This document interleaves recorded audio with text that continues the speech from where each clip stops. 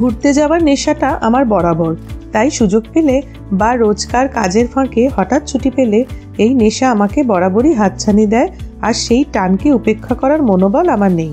সেরকমই এক সুযোগে আজকে আবার বাড়ি থেকে বেরিয়ে পড়েছি।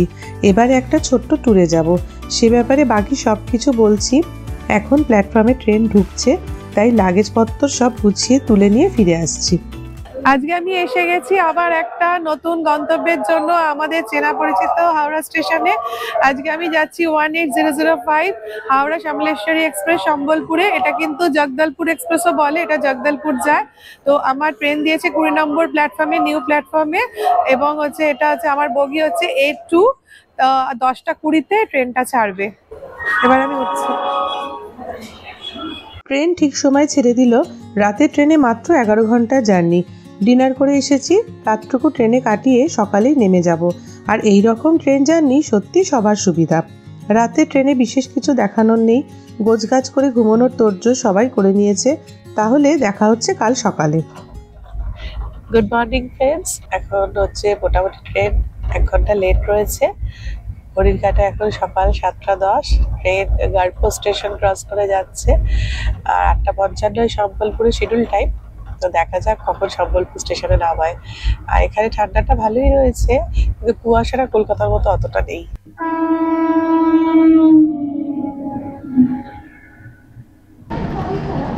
গাড়ি একদম রাইট টাইমে সম্বলপুর স্টেশনে ঢুকেছে। এখন 8টা 55 বাজে। আর ওয়েদারটা বেশ মেঘলা মেঘলা করে আছে, সূর্যের আলো সেরকম ভাবে এখনো দেখা যাচ্ছে না। এবার আমি হোটেলের উদ্দেশ্যে রওনা হলাম।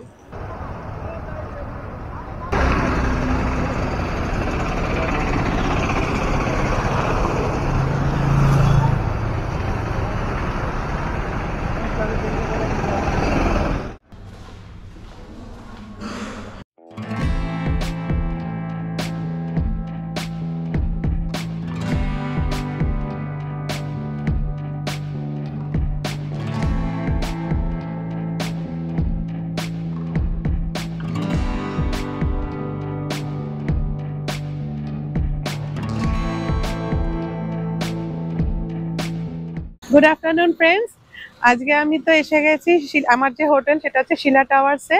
সকালবেলায় আমি এখানে এসে এখানে একটুখানি রেস্ট নিয়ে লাঞ্চ টাঞ্চ করে এবার আমি বিকেলবেলা একটু বেরোচ্ছি সাইট সিনে। দেখা যাক কি কি দেখা যায়।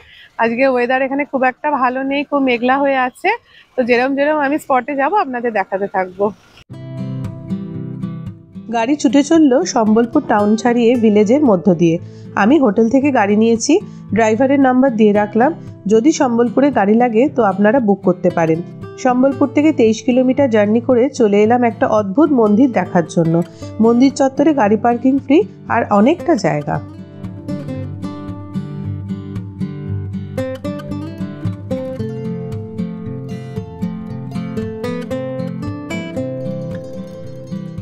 প্রথম যে স্পটটায় এসছি এটার নাম হচ্ছে হুমা টেম্পল।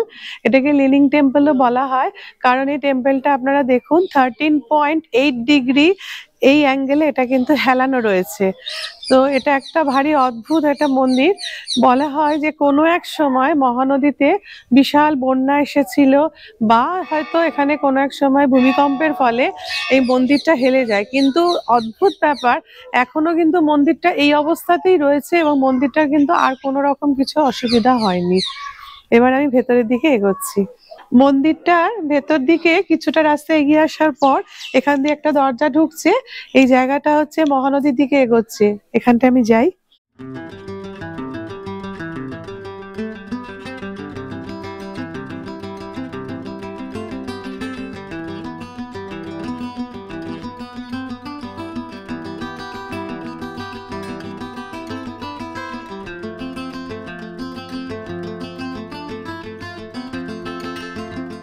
इसका प्राइस कितना है?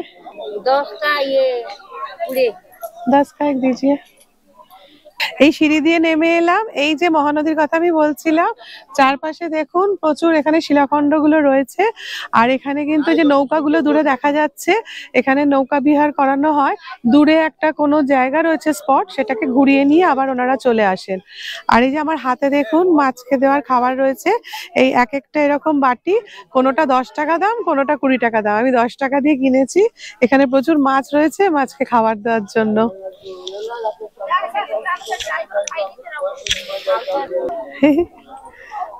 ছবিটা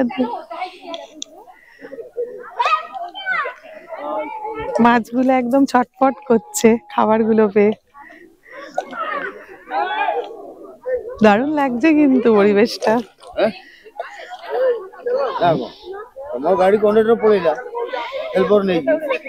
এখানে একটা প্রস্তর খণ্ড রয়েছে। এরা মানুষ হচ্ছে যে অনেক সময় মানত করে, মনে করেন যে এখানে পুজো দিলে তার মনোবাসনা পূর্ণ হবে।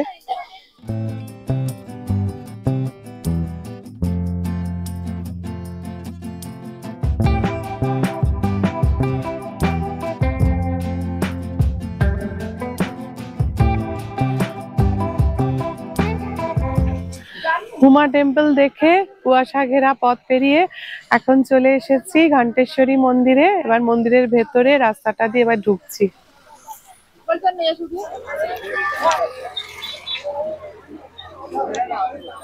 এই যে রাস্তাটা নিচের দিকে সিঁড়িটা চলে যাচ্ছে, এটা হচ্ছে ঘণ্টেশ্বরী মন্দির যাওয়ার রাস্তা।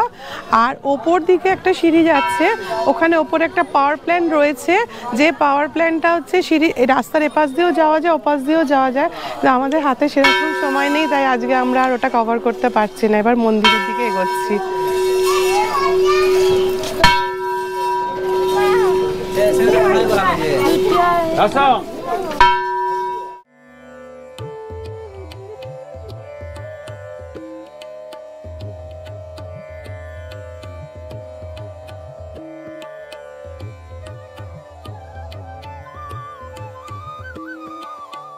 এই মন্দিরকে ঘণ্টেশ্বরী মন্দির এই কারণে বলা হয়, এখানে দেখুন প্রচুর ঘণ্টা বাঁধা রয়েছে। মানুষের হচ্ছে মনস্কামনা পূরণ হলে, মানুষ যদি মানত করে থাকে তাহলে এখানে ঘণ্টা বেঁধে পুজো দিয়ে যান। তাই জন্য এটাকে বলা হয় ঘণ্টেশ্বরী মন্দির। আর এই পাশে দেখুন এই যে নদীটা বয়ে যাচ্ছে, এই নদীটাকে হচ্ছে মহানদী।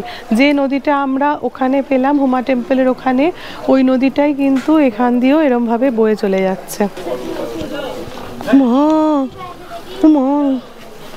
নিয়ে চলে গেল। অন্ধকার হয়ে গেছে। এরপরে আমরা যাচ্ছি সম্বলেশ্বরী টেম্পল। এবার কতটা ওখানে আলো আছে, কিরম কি ব্যাপার, সবটা আমি গিয়ে দেখি। তবে বলছে যে 27শে জানুয়ারি নাকি ওটা নতুন করে কনস্ট্রাকশন হয়েছে, তার উদ্বোধন হবে। তো আজকে আমি দিয়ে দেখছি কতটা কি হয়েছে। ঘণ্টেশ্বরী মন্দির দেখে যখন বেরোলাম তখন সন্ধে হয়ে গেছে। এবার ফিরবো সম্বলপুরের দিকে। এখান থেকে 18 কিলোমিটার দূরে যাব সমলেশ্বরী মন্দির। সম্বলপুরের ওয়ান অফ দ্য ফেমাস মন্দির সমলেশ্বরী মন্দিরে এখানে এখন দাঁড়িয়ে আছি। মন্দিরটা দেখুন আপনারা, এটা হচ্ছে প্রাচীন মন্দিরটা। আর এই মন্দিরটাকে আবার নতুন করে সাজানোর জন্য এত বড় করে এখানে ব্যবস্থাপনা হচ্ছে। আর দিনের বেলা তো আসতে পারিনি, প্রচন্ড এখানে আজকে বৃষ্টি হচ্ছিল, তাই সন্ধেবেলা এসছি মন্দিরে একটুখানি দর্শন করব। ভগবান জগন্নাথের পরে সমলেশ্বরী মাতা ওড়িশায় একমাত্র দেবী, যিনি সম্পূর্ণ পশ্চিম ওড়িশা, ঝাড়খণ্ড এবং ছত্তিশগড়ের কিছু অংশ সহ এত বড় অঞ্চলের প্রধান দেবতা। সমলেশ্বরী মাতা এক কথায় জগৎজননী। তিনি দুর্গা থেকে লক্ষ্মী স্বরূপেই পরিচিত। সমলেশ্বরী মন্দিরের এখানে নতুন করে কনস্ট্রাকশন হচ্ছে, মন্দিরটাকে আরো অনেকটা বাড়ানো হয়েছে। তাই এখানে যে মন্দিরের সামনে যেখানে একটা পুকুর রয়েছে ঝিলের মতন, এখানে চারপাশে সমস্ত লোহার গেট দিয়ে আটকে দেওয়া হয়েছে। আর চারপাশে সব আলো লাগানো হচ্ছে এবং এখানে মন্দিরের কনস্ট্রাকশনের কাজ এখনো সবটা চলছে, শেষ হয়নি। বলা হচ্ছে যে হয়ে গেলে এটা নতুন করে আবার উদ্বোধন করা হবে। আজকের পর্ব এখানেই শেষ করলাম। পরের পর্ব অনেক কিছু নতুন দেখতে পাবেন, আর তার জন্য লক্ষ্য রাখুন রোজ ঝলমলে নোটিফিকেশন। ভালো থাকুন আর ঘুরতে থাকুন।